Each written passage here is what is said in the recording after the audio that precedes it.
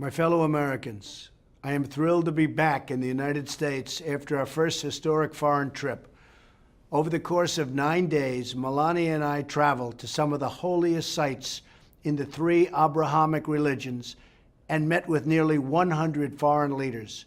Everywhere we went, my goal was to advance American interests, to build a coalition of nations to drive out the terrorists, and to unlock a future of peace, prosperity, and hope for all Americans and people around the world.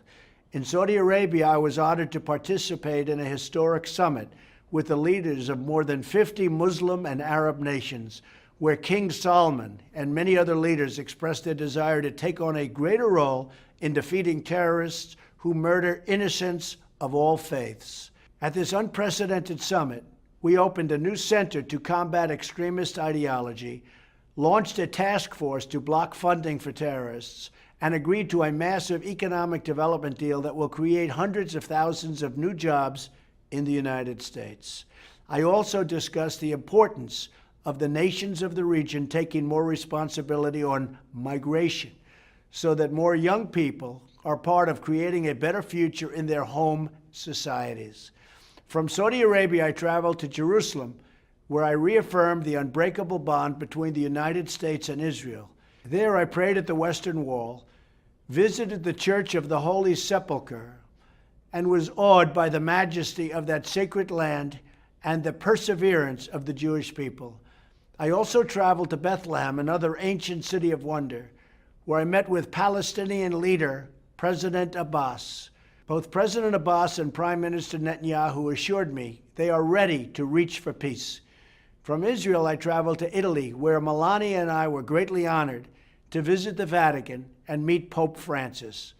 He was really wonderful, a great guy.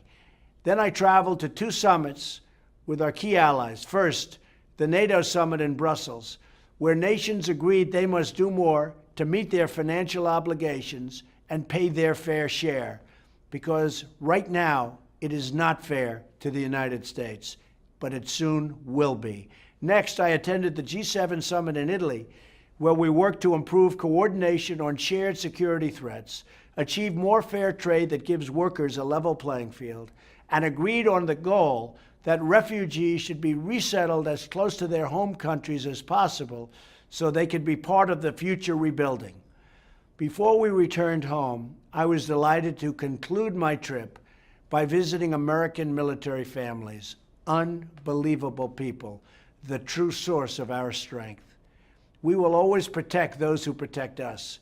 Our first foreign trip was full of historic and unprecedented achievements. Joined by many old and new friends, we have paved the way for the new era of cooperation, one that calls upon each nation to take more responsibility to bring peace to their people, one that works together to defeat the scourge of terrorism and deliver hope to all of God's children, and one that protects American interests so we remain a strong and prosperous nation, strong and prosperous like never before, and a beacon of freedom and opportunity for many years to come.